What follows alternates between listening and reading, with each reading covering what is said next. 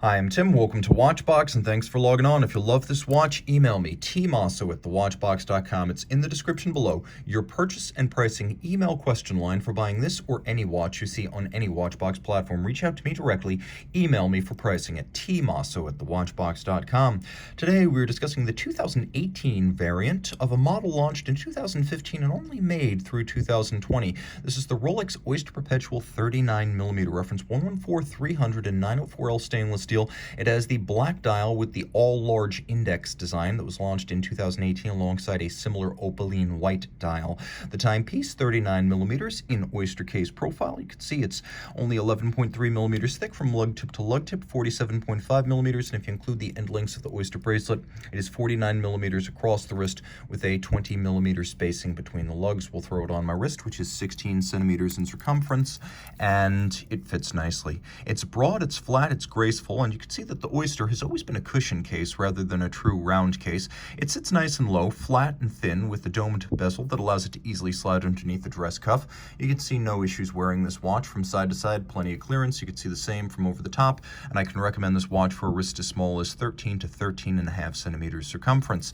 Rolex has its own foundry. It makes its own alloys, and this is 904L steel. Rolex making the case, clasp, and bracelet, all the steel being so anti-corrosive you can actually bathe it in salt water, and there is no need to rinse in fresh water. 316 steel benefits from being rinsed after salt exposure, not necessary here. Solid end link, solid center link, polished outer faces, satin tops, removable links as you can see, fixed by screws, and then we have a polished clasp internal with a beak and a hook, a lift lock system, so you can't just pull it open. It's not friction fit. You must unlatch it. As you can see internally, this generation of Oyster Perpetual does not have easy link, but we do have a number of divots drilled inside. You can see there are 3 divots drilled, so you can use your strap tool to change the anchoring point of the bracelet inside the clasp. And this being an OP, we have this embossed rather than raised and relieved crown, the 5-point coronet reminding you what you're getting. The case remains absolutely graceful. Thin tapered lug profiles, satinated on their tops, polished on their side, and these are not the sheer sides of the GMTs, the Subs, the Sea Dwellers, and the Explorer 2s. There's actually a little bit of curvature top to bottom here, and it matches the curvature of the bezel with the domed bezel, giving this a little bit of an air of the Rolex bubble back made from the 30s through the 50s. The first modern format Rolex, the Oyster Perpetual of 1933, the first bubble back, combined the Oyster water-resistant case with the Perpetual winding system. It was the first modern format sports watch and the first modern format Rolex. Here you can see we have a sapphire crystal twin lock crown, screw down 100 meters, water-resistant.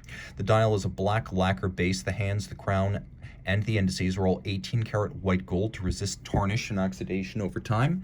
As you can see, we have plenty of lume here, and the watch featured a little bit of a dial change for 2018. Not just the color, but also the indices. We had large indices at 9, 6, and 3 on the 2015 version of the Oyster Perpetual 39. The 2018 models with white and black dials gained these all large index dials. They are much larger and easier to see, especially at night.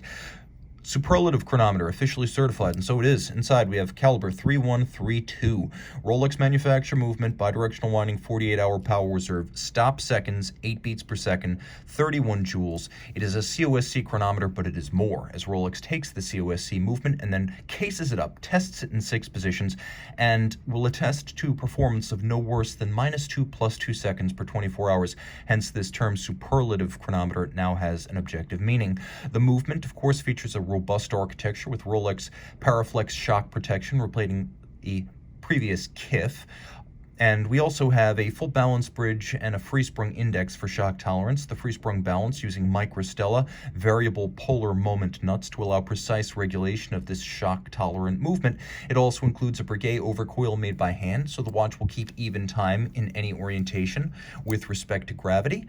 And that overcoil is made of a blue oxidized niobium zirconium alloy that is highly anti-magnetic. All of that, Rolex making movement, case, clasp, bracelet, dial, even the small parts like the shock protection and the lubricants used. Rolex, the ultimate vertically integrated manufacturer.